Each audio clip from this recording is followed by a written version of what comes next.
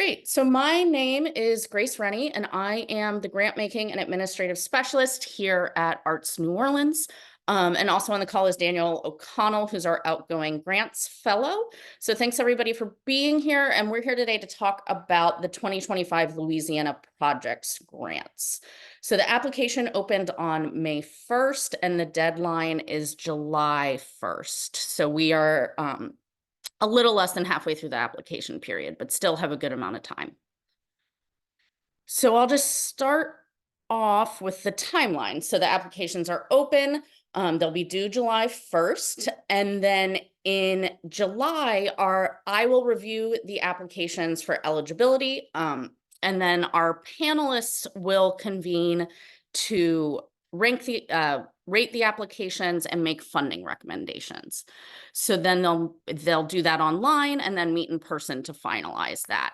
So that will happen across July and August. And then at the end of August, I will be sending out notifications as to whether or not you were funded. So you should be able to hear from me about this grant that last week in August.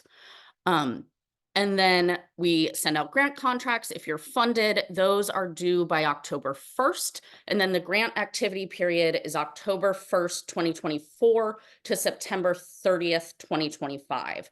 So any project you're applying for needs to fall within that October 1st to September 30th time frame. And then after the end of the grant period, you have 1 month to submit your final report. So these grants are state funded. They are administered by the Louisiana Division of the Arts in collaboration with 9 different regional arts councils. So we are the Regional Arts Council for Region 1, which covers Jefferson, Orleans, and Plaquemines parishes. You have to apply in the region in which your organization is domiciled. So if you are not in Jefferson, Orleans, or Plaquemines, then you will apply still through the same portal with the LDOA, but your application will go to a different arts council, and I will not be your contact for that. If you are outside Jefferson, Orleans, and Plaquemines, you can go to the Louisiana Project Grant guidelines and find the contact for your region. They're all listed out in there. And so for our region, the grant amount this year is between $2,500 and $5,000. So a little bit just about the program as a whole. The goal of Louisiana Project Grants are to provide a system for funding arts projects in all regions of the state by giving artists, nonprofit arts organizations, nonprofit organizations generally, public and private schools, and local government agencies in each region the opportunity to develop arts projects that meet their local needs. Projects need to fall in one of the recognized artistic disciplines, which are dance, design, folklife, literature, media, music, theater, and visual arts and crafts. And in the grant guidelines, there are definitions for each of those disciplines. So as I said, applicants have to apply in the region in which their organization is domiciled and incorporated. And eligible applicants can apply for 2 project grants per application cycle. So you can apply for 2 different projects, but they have to be completely separate. They can't be interrelated or sort of the same project. They really need to be completely different arts projects that you're working on. Does anybody have questions so far just about the overarching, what the program is for? I just want to see. Anybody? Great. Okay.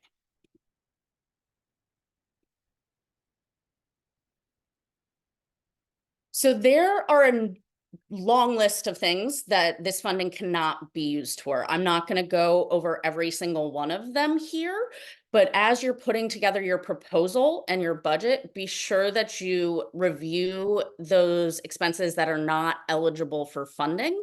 It doesn't mean that they can't be in your project at all, but it means that you can't use this specific funding for them. So for instance, food and beverage is a big one. So, a lot of the time we'll be having an event, there's going to be food or beverage. That's fine if that's a part of your project, but you can't use this funding for it. So make sure you keep that in mind when you're putting together your budget and pointing towards where this money will go. So these are all outlined in pages 6 and 7 of the guidelines, which Daniel, could you go ahead and put the guidelines in the chat for folks? Sure thing. Great. Thank you. So yeah, just more information about what this money can't be used for. So the focus and intent of this program. So the goals of the Louisiana Project Grants program are to make an impact and or meet a local community need utilizing the arts, to foster diversity, equity, inclusion, and accessibility through the arts, to showcase each region's artistry, creativity, and ability for innovation within project development, to encourage professional artists to undertake projects that have meaningful community involvement and collaboration, and that's a big one. The community involvement is really important. And then leveraging additional local and national support for the arts in Louisiana. And then, so the priorities of the program are that it must be an art project involving dance, design, folk life, literature, music, media, theater, or visual arts for the purpose of performance, exhibition, presentation, series, or workshop. You have to show how the project accounts for the population of our region and promotes diversity, equity, inclusion, and accessibility. You need to focus on learning as an outcome as well as quantitative outcomes. And it really, it wants to foster cross-parish partnerships between larger urban organizations and rural counterparts and vice versa. And then also prioritizes projects that have a trajectory to continue beyond the grant period. There. I think I saw. Great.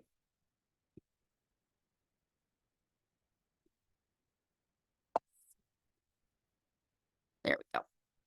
Okay, so eligibility. Again, you have to be domiciled and incorporated in Orleans, Plaquemines, or Jefferson parishes to apply in Region 1, which is our region. So individual artists, nonprofit organizations, whether they're arts focused or not, public and private schools, and local government agencies are eligible to apply. And if you're affiliated with a school, each school is considered a separate entity. So, you know, and Nakar could apply for a grant, and LB Landry could apply for a grant, and those are considered separate entities. Colleges or universities sponsoring activities intended for community participation. So not academic, not credit producing, not related to curriculum, but really focused on community engagement. And in that instance, each university department is considered a separate entity. As I said, all nonprofit organizations can apply.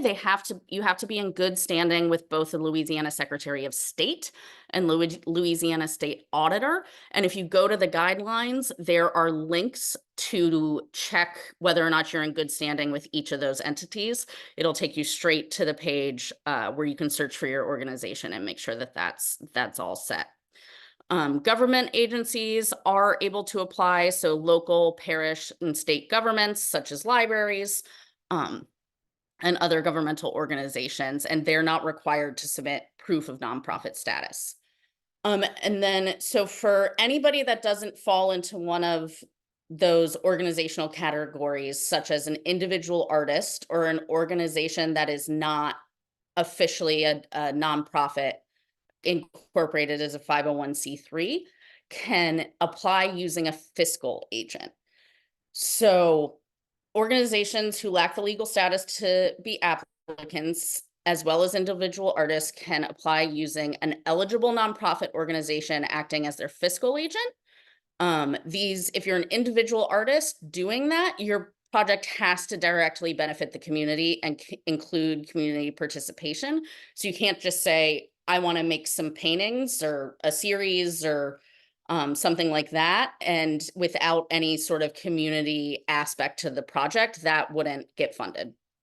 The fiscal agent assumes legal and financial responsibility for the project, and there has to be a written agreement between the fiscal agent and the sub-applicant. And that's really for your benefit so that you're outlining in writing who's going to be tracking grant expenses, who's going to be responsible for reporting, so you don't get to the end of the grant period and the fiscal agent says, I thought you were keeping track of it. The sub-applicant says, I thought you were, and then you're scrambling at the end of the grant period to get all the information that you need together.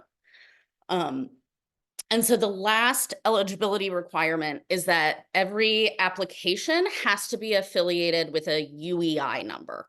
So a UEI number it stands for Unique Entity Identifier, and it is a number that the federal government requires for anyone receiving federal funds. So the money going to fund these grants originally starts with the federal government, gets passed down to Louisiana, and then we administer it.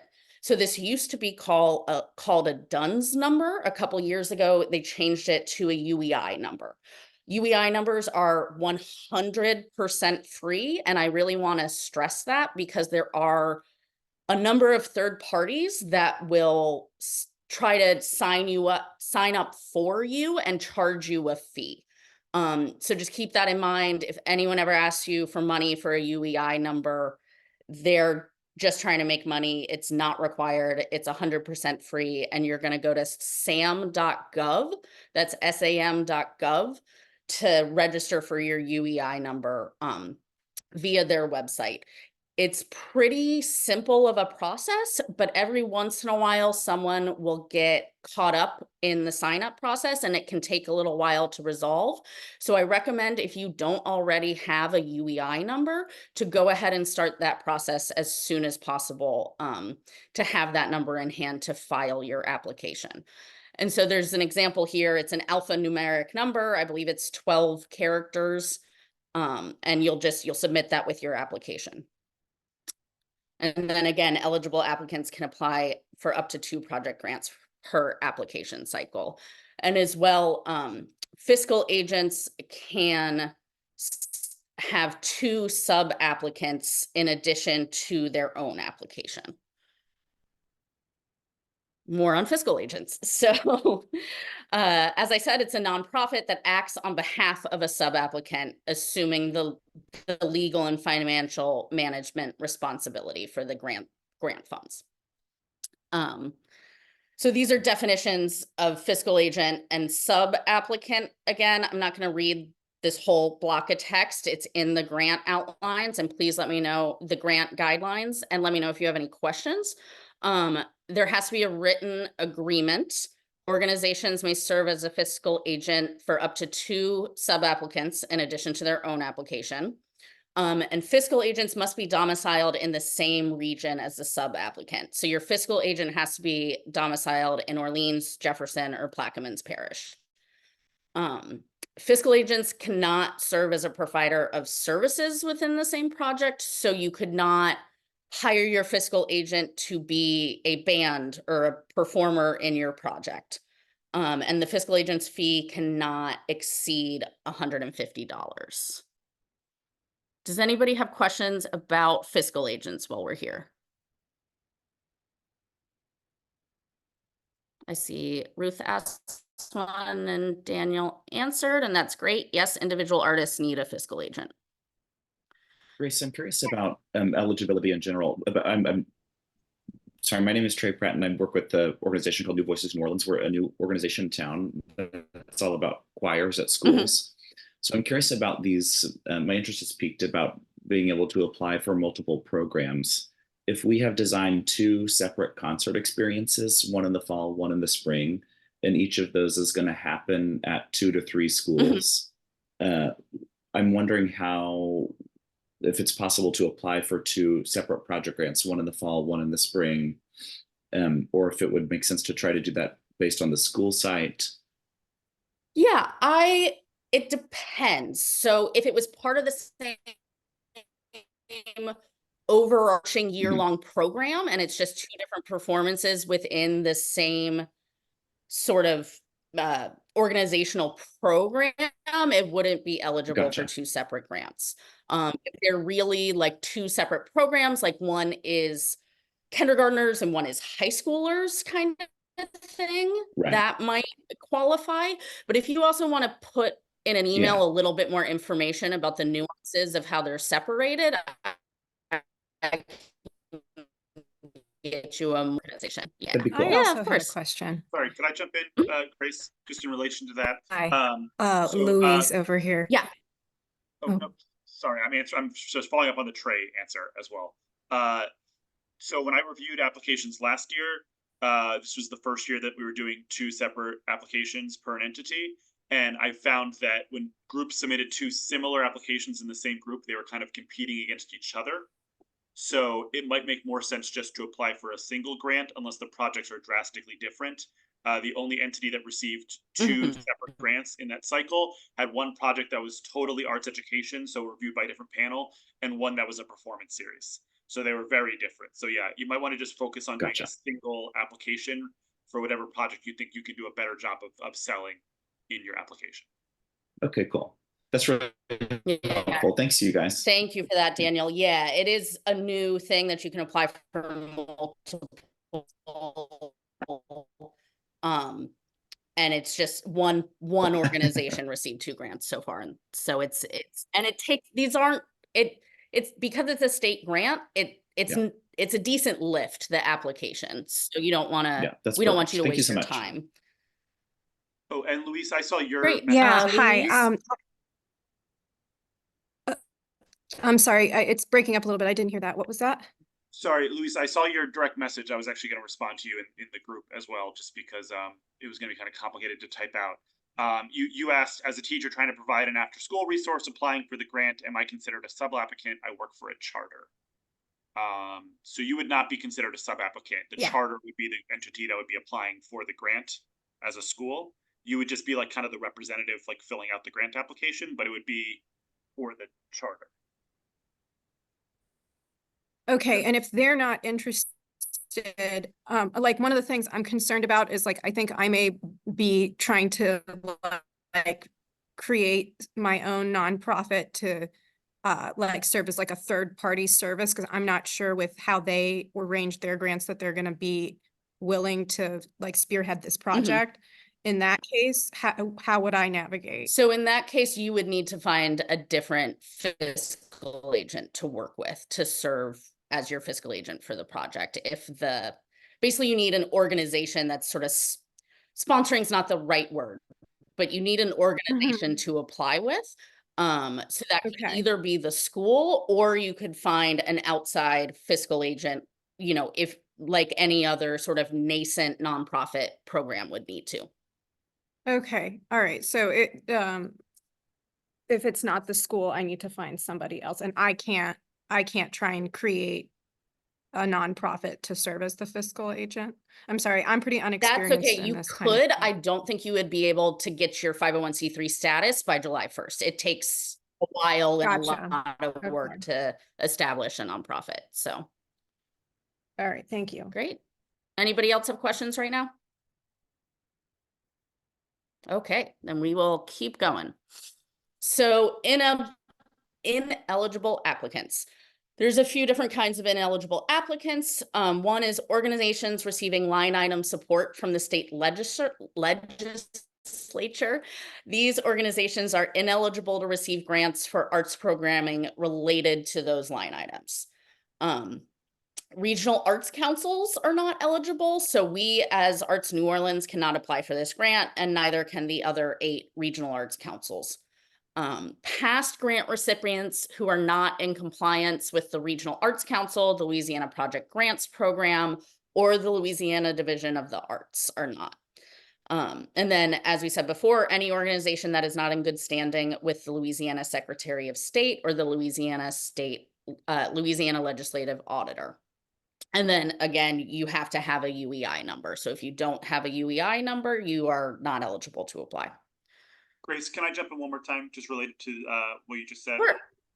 If you're sometimes, even if you filed your taxes and everything correctly, sometimes there might be a mistake on the part of the state and you won't be in good standing. So even if you are sure you filed all your paperwork, you should definitely confirm that you're in good standing before applying. Sometimes it's as simple as a phone call to the state agency to get that fixed.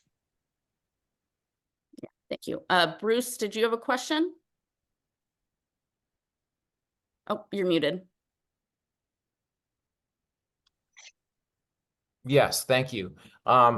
So I run a group called Mosaica Chamber Ensemble. This is actually, next year's our 19th season. We are a nonprofit organization, and I was a little concerned about one of the things on being eligible, that it says programming, it's not eligible if it's programmed associated with a regular programmatic schedule. And I remember asked this last year when we applied for this. So, and I was told it wasn't really a problem, but you know, we have unique programs every year. Mhm. And so it's not like we just do the same thing. We generally do 3 completely different programs. We try to reach out to the community and make them really connect with everybody who comes to hear us. And I just wanted to see if that's Yes, a so that problem. qualifies. It's just as long as you're not doing the exact same thing year over year. No, I mean, it's the same as far as we have a classical instrumental ensemble, but each program is completely different. Yeah, then that So- works. They just want to, the state just wants to make sure that, you know, people aren't just repeating the same exact programming year over year. We never do Yeah. that. Yeah, no, I Okay, great. know the Thanks. wording on that one is a little bit confusing, so thank you for asking the Yeah. question. Yeah, Okay, thanks. Great. yeah, great.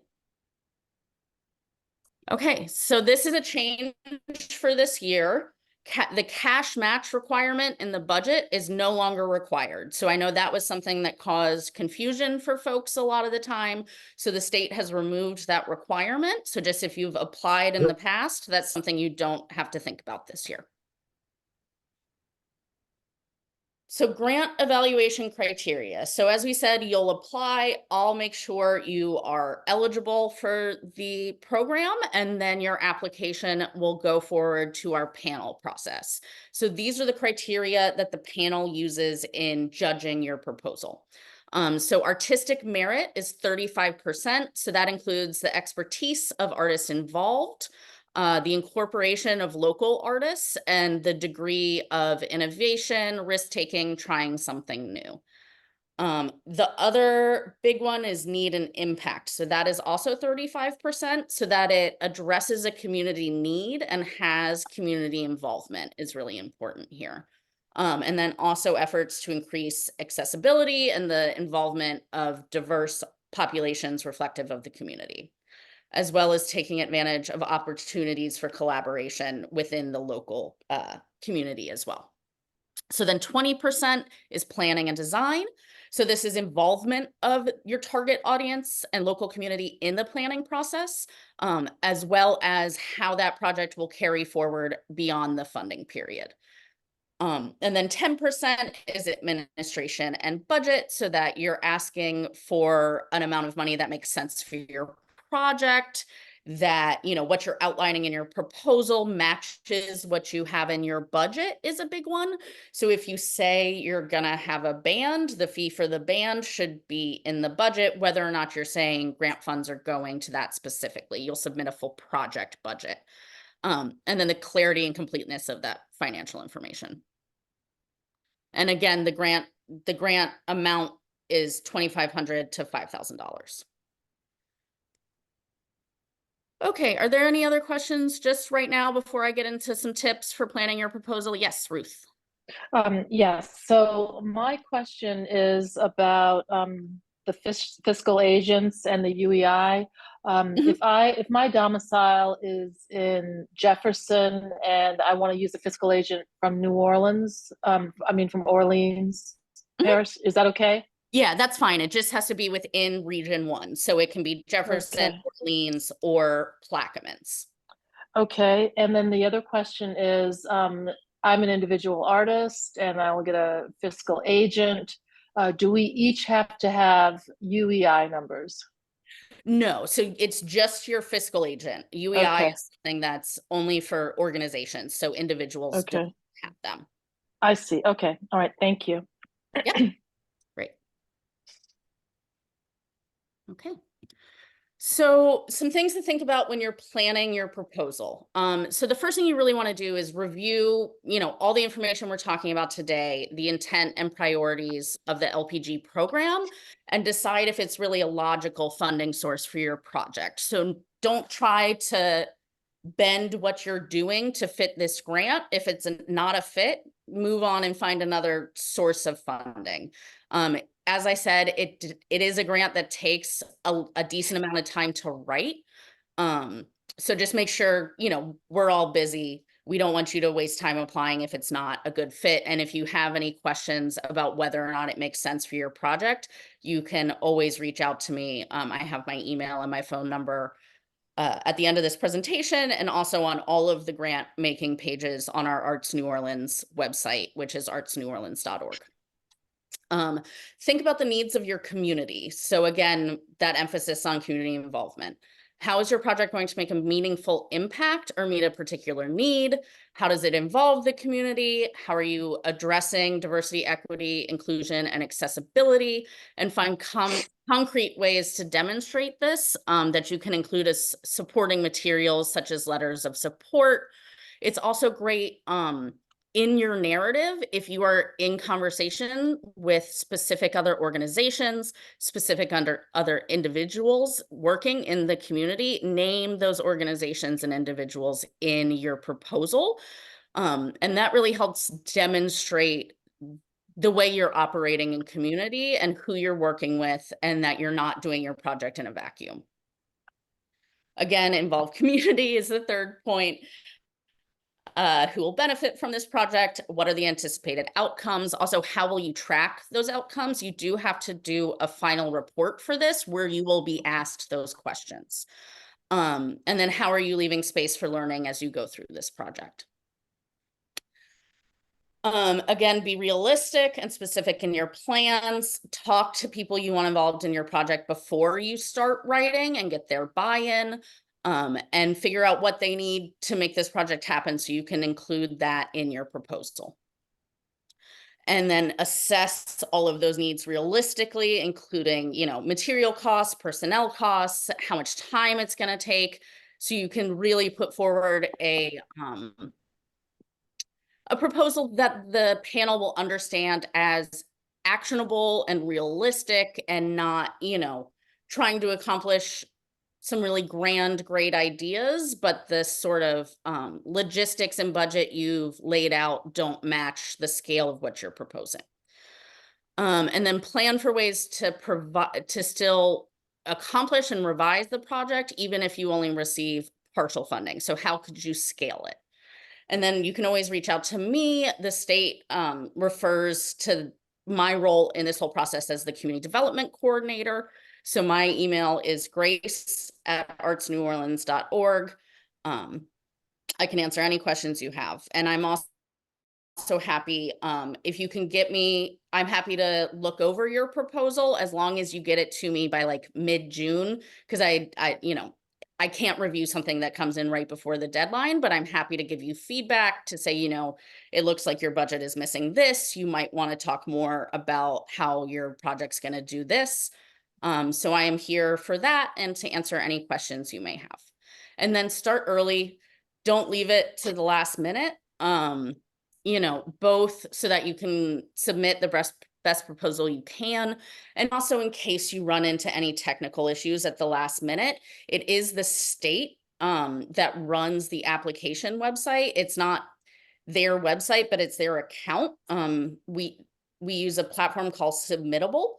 But so I personally cannot extend the deadline through the application portal if you're having any issues. So be sure that you're going to meet that deadline, which is 5 p.m. on July 1st. So then the application process. So as I said, the Louisiana Offices of Cultural Development, Division of the Arts, uses Submittable. So it's very user-friendly. You will have to make an account. Daniel, if you'll put the link in the chat. If you're applying, or if you have applied to one of our city-funded grants, it's a different Submittable site that it goes through, because as I said, it's operated by the state. So when you go to this website, you will make an account. It's easy to make an account. It's free, but be sure to save your login information because you will need to get back into this specific account for the duration of the grant. You'll fill out your contract in Submittable if you're funded. You'll submit your final report through Submittable. So make sure that you keep that login information in multiple places for your organization in case, you know, the person that originally submitted the grant leaves the organization before the final report comes in to file at the end of the year. Also, when you're looking at this page, there's multiple opportunities on it. So you want to make sure that you're selecting the FY25 Louisiana Project Grant. It is at the very top of the page right now, but I don't know, that might change before the grant period is ending. Or before the application period ends. I hope it won't. It should just be at the top of the page. But just make sure you're clicking on the correct application. So then how funding decisions are made. So as I said, we convene grant panels. So our region convenes a panel that is reflective of our ethnic, demographic, and geographic diversity. So from all three parishes, working as best we can to reflect the community, and bring in people that have both artistic and administrative expertise and knowledge of the community in order to be able to review these applications. We break it up into 3 different panel groups because we do get a large number of applications for this program. So we have a panel for performance, theater, dance, music, and multidisciplinary applications, and you'll be asked to select which you fit into when you're doing your application. And then the second panel is visual arts, folklife, literature, festivals, design, and media. And then the third one is arts education.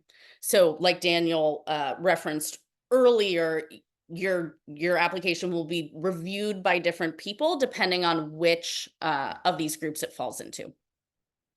We have policies in place to avoid conflicts of interest. So anybody that has a conflict with any organization that's on their panel's docket will recuse themselves from reviewing that application. So, you know, if their partner is on the board of that application or they work with them, they cannot review that application. And then panels review the applications online and score them. They make their funding recommendations, and then they meet to discuss the results and finalize the funding recommendations. Are there any questions at this point? I'm just trying to check in as we go. Great. So then what happens if you're awarded? So it's the end of August. I will send out award letters through Submittable again. So you'll get a notification that either you have been funded or you have not been funded. Applications that are funded will receive a contract that they have to submit by October 1st. And after we receive that contract, we will send you 75% of your grant funds. So you get that 75% up front. You have to spend 100% of your grant amount within the funding period, but you won't receive the final 25% until after you submit your final report. So that's something to think about when you're planning cash flow for the project, that basically that last 25% is going to come in as a reimbursement after the end of the grant period. If at any time the scope of your grant changes, so you submitted a project saying you were going to do one thing and then something changes and you have to shift it, just reach out to me so that I can keep track of that. And then you're required to send invitations to both us and the LDOA to attend grant funded programs. So you can send that to me and I'll pass it on. And I love coming to your programs and seeing all the great work that you do. It's one of the best parts of my job. So I want to be there. Let me know when your events are coming up and I will do my best to attend. And then so you also have to include the Louisiana Louisiana Office of Cultural Development and Division of the Arts logo in all publicity, advertising, and programs related to the grant funding program. Grant funded program, and we'll go over that all again as well in a compliance workshop after you're funded. So we'll reiterate, it'll be in your contract, you'll get those logos and the exact language you need around them, but you have to make sure that you include that, and you will be asked for it in the final report. And then also it's really important to keep track of your finances and what you're spending on this grant as you go. You'll be asked to report that at the end, as well as submitting receipts, invoices, copies of checks, proof that you've spent the funds. So really, I recommend making sort of a folder where you're putting all of those financials, proof of logo usage. You'll also be asked for images from your programs. So as you go, you can just keep track of all that stuff in one folder, and you'll be set up for submitting your final report at the end of the year. Okay, so this is my contact information, but then also, does anybody have any other questions? Great. Okay, well, as I said, reach out to me anytime. I'm happy to answer whatever questions you have. And yeah, that's it.